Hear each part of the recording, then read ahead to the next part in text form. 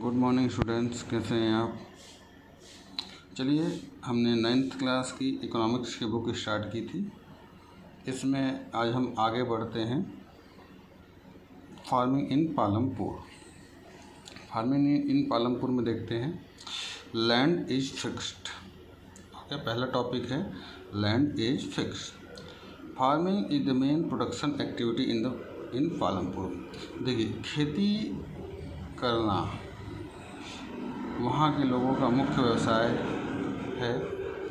75% of the people who are working in the are dependent. और वहाँ की जो जनता है, पब्लिक है, 75% लोगों के पास यही एक आजीविका का साधन है।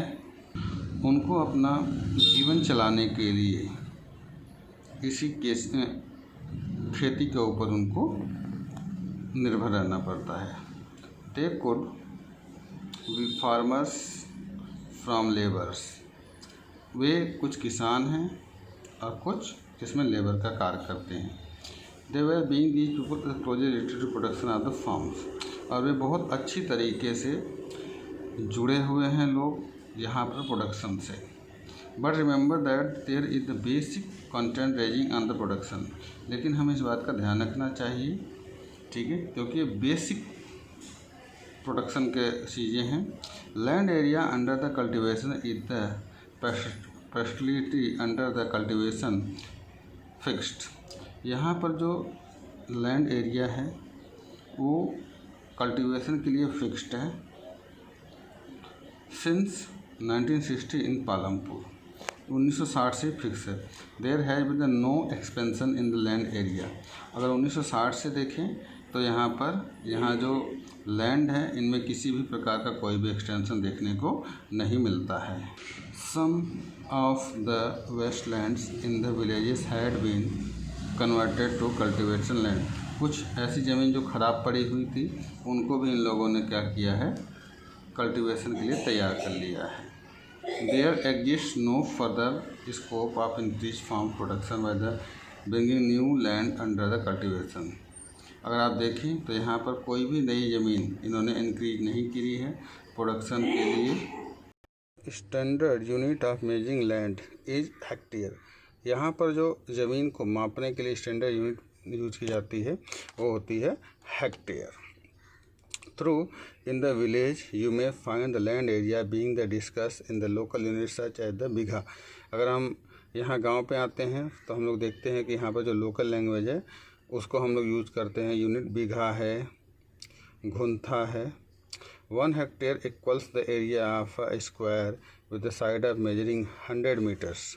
अगर 1 बीघा की बात कर लें हम लोग या 1 हेक्टेयर की बात कर लेते हैं तो अगर हम इसको देखें तो एक साइड से लगभग 100 मीटर के आसपास होता है। You can compare the area of 1 hectare field with the area to your school ground. आप अपने स्कूल के ग्राउंड से इसको क्या कर सकते हैं, कंपेयर कर सकते हैं। ओके स्टूडेंट, सेकंड पॉइंट देते हैं is there a way no can grow more from the same land in the kind of crops grown the facility available. यहाँ पर अलग अलग टाइप्स के क्रॉप्स की उगाने की फैसिलिटी अवेलेबल है। Palampur would resemble a village of the western parts of the state Uttar Pradesh. Palampur एक रीअसेंबल है, ठीक है, जो वेस्टर्न पार्ट्स है उत्तर प्रदेश का।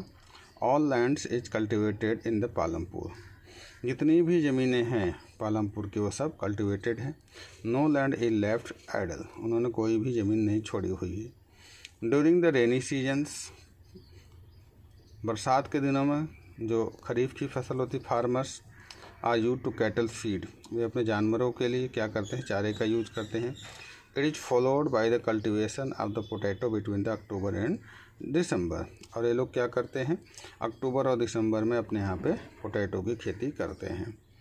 इन द विंटर सीजन, अगर आप विंटर सीजन बात कर, रबी में fields are sown with the wheat. और वे अपने खेतों में क्या करते हैं, गेहूँ की खेती करते हैं। From the wheat products farmers keep enough wheat for the family consumption and the sale the surplus. यहाँ के जो किसान हैं अपने लिए पर्याप्त मात्रा में गेहूं का उत्पादन कर लेते हैं। और साल भर के लिए अपने पास रख लेते हैं, और जितना भी सरप्लस गेहूँ होता है वो मार्केट के अंदर उसको क्या करते हैं, जो रायगंज का मार्केट है वहाँ पे आकर उसको सेल आउट कर देते हैं। A part of land area is also devoted the sugar cane with the harvested, और कुछ ज़मीनों पर ये अपने यहाँ पर शुगर कैन गन्ने की भी खेती करते हैं, और ये शुगर की गन्ने की जो खेती है वो साल में एक बार ही करते हैं। शुगर कैन से बहुत सारे रॉ मटेरियल तैयार किए जाते हैं। गुड़, जेगरी सोल्ड द ट्रेडर्स इन शाहपुर, और शाहपुर के जो व्यापारी हैं वो यहाँ आकर के क्या करते हैं, गुड़ परचेज करते हैं। The main reason why the farmers are the able to grow their 3 different crops in the year.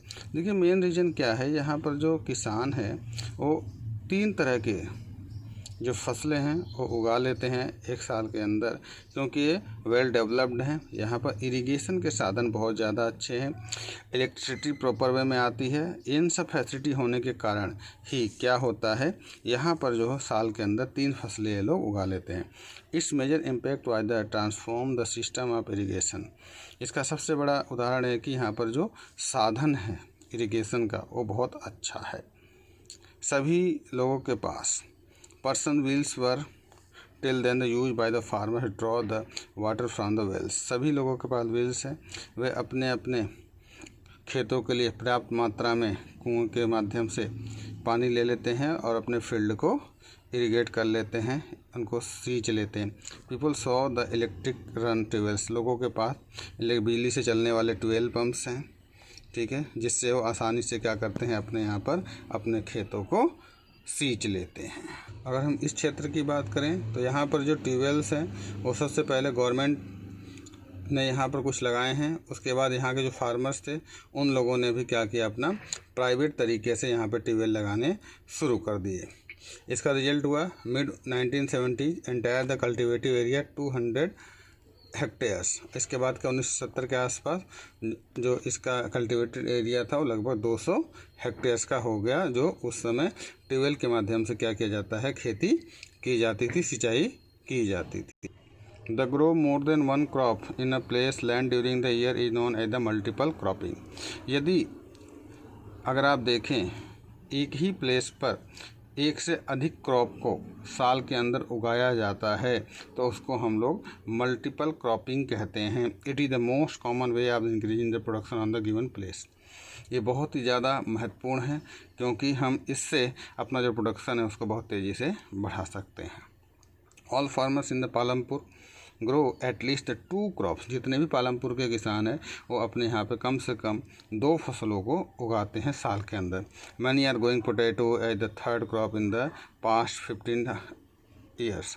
अगर आप पिछले 15 सालों से देखें तो कुछ किसान ऐसे हैं जो अपने यहाँ पर तीसरी फसल आलू की है उसको भी अपने यहाँ पर उगाते हैं। तो ओके स्टूडेंट्स, आज के लिए इतना ही, फिर मिलते हैं कल इससे आगे के लिए। Okay, bye bye.